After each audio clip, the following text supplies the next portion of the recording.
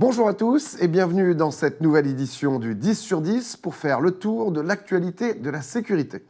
Nous ouvrons ce JT avec la mise en place du continuum entre La Poste et la sécurité publique.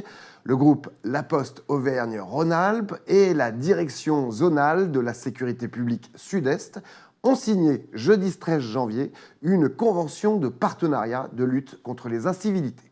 À travers cette coopération, La Poste entend améliorer les conditions de travail de ses agents.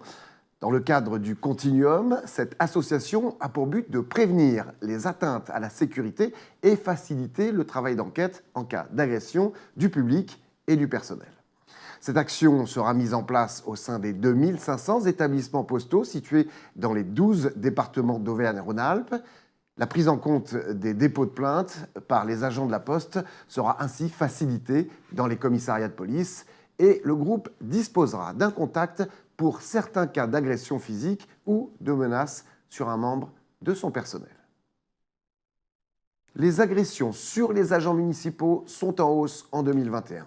Agressions verbales, physiques, les attaques contre les agents municipaux montent en flèche en France depuis le début de la pandémie de Covid. La ville de Nîmes, avec ses 3000 agents, n'y a pas échappé avec 260 agressions contre 50 en 2020. Qu'ils soient agents de police municipale, chargés de la délivrance des cartes d'identité et des passeports ou de l'éducation, personne n'est épargné. La commune du Gard a donc décidé de lancer une campagne de communication avec 4 affiches différentes mêlant humour et messages clairs informant des risques pour les agresseurs. Le coupable risque de 7 500 à 45 000 euros d'amende selon le type d'agression et des peines de prison pouvant aller jusqu'à 3 ans d'emprisonnement ferme. L'Union européenne vote son règlement pour lutter contre les dérives des GAFAM. Avec 530 voix contre 78, les eurodéputés ont voté hier une version amendée du règlement sur les services numériques, appelé aussi Digital Services Act. La communauté européenne va donc pouvoir reprendre la main sur les plateformes des géants du net, comme le précise Thierry Breton, commissaire européen au marché intérieur, je le cite, « Nous allons créer un système innovant avec un principe simple, tout ce qui est interdit offline est interdit online ». Ce texte a pour objectif d'obliger les GAFAM à lutter contre les contenus illicites comme l'incitation à la haine ou les fake news, mais il les contraindra également à contrôler les biens vendus sur leur plateforme pour empêcher le commerce de contrefaçon et les produits dangereux et à les forcer à plus de transparence sur les algorithmes et à moins de ciblage publicitaire. Les entreprises coupables d'enfreindre ce règlement seront susceptibles d'être sanctionnées à hauteur de 10% de leur CA, voire d'être interdites d'opérer. Rappelons qu'en 2021, 23 millions d'euros ont été dépensés en lobbying à Bruxelles par les GAFAM. Chapitre cyber maintenant, découvrons les chiffres effarants des attaques par ransomware.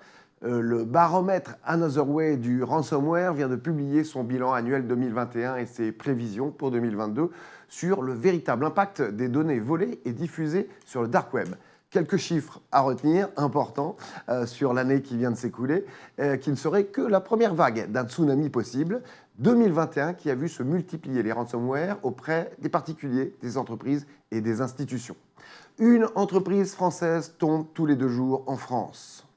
Plus 200%. C'est l'augmentation des victimes d'attaques par ransomware entre juillet et novembre 2021 dans le monde. La France est le pays de l'Union européenne le plus impacté par la ransomware et le 3e pays le plus attaqué dans le monde, derrière les USA et la Grande-Bretagne, et devant le Canada et l'Allemagne. L'expert Anotherway soulignant que le top 5 correspond au top 5 des grandes puissances de l'OTAN les plus actives aux frontières russes. 2,5 milliards, c'est le montant des pertes cumulées estimées pour les entreprises françaises victimes en 2021. 680 000, c'est le nombre minimum de Français dont les données personnelles ont été divulguées dans le dark web suite au ransomware. Plus de 13% des cas d'attaque par ransomware en France sont des entreprises partenaires ou clientes d'une première victime. Pour une seule entreprise attaquée, en moyenne, 150 autres sont en danger. Les établissements de finance et d'assurance ont été les plus touchés. Viennent ensuite les entreprises du secteur tertiaire spécialisé, du commerce et de l'industrie. Voici maintenant les statistiques des données volées et diffusées sur le dark web. 83% des vols sont des données personnelles des salariés, 42% des données personnelles des clients, 38% des données commerciales à égalité avec des données prestataires fournisseurs. Suivent les données organisationnelles, financières, sécurité et juridiques. En conclusion, comme les ransomware sont aussi utilisés pour déstabiliser un pays, on peut imaginer que comme la France a pris la présidence du Conseil de l'Union européenne pour 6 mois et qu'en même temps, elle vivra la campagne pour l'élection présidentielle 2022, le nombre d'attaques devrait exploser. La France peut s'attendre au moins à 2 fois plus de victimes d'attaques par ransomware en 2022. Innovation maintenant avec des gants français révolutionnaires. C'est la société française Rostin, pionnière dans l'innovation et la fabrication de gants de sécurité depuis 1789 qui vient de sortir Scanforce, les premiers gants avec détecteur de métaux intégrés. Ces gants révolutionnaires permettent un contrôle et la filtration des personnes sans contact physique en gardant les mains libres d'intervenir si la situation l'exige, comme pour un menottage, technique d'immobilisation ou une utilisation d'armes. Ces gants ultra légers sont capables de détecter des armes de poing, des armes blanches et même de petits objets métalliques de la taille d'un trombone. Ces gants facilitent la mission des professionnels de la sécurité en tout lieu. Sécurité, police, gendarmerie et même armée sont des clients potentiels. La vibration d'alerte est ultra discrète, elle est ressentie sur la paume. Seul le porteur le ressent, ce qui lui donne un temps d'avance en cas d'intervention. Doté d'une semaine de détection ou de 40 heures de fonctionnement en détection permanente, la batterie se coupe après 15 minutes d'inactivité. On termine en parlant sécurité civile et un Iron Man pour des secours en montagne. C'était un super-héros Marvel, ça sera bientôt un héros du quotidien qui pourrait bien prêter main forte, entre autres, à la sécurité civile. Info Protection nous apprend que la société britannique Gravity Industries a testé sa Jetsuit, son incroyable combinaison de vol à propulseur à turbine en Slovénie lors d'un exercice de l'OTAN pour un sauvetage en montagne. Richard Browning, le fondateur et pilote d'essai en chef de Gravity Industries, a enfilé lui-même sa Jetsuit pour apporter du plasma sanguin à un soldat qui jouait le rôle d'un blessé en montagne dans un endroit difficilement accessible à des secouristes à pied.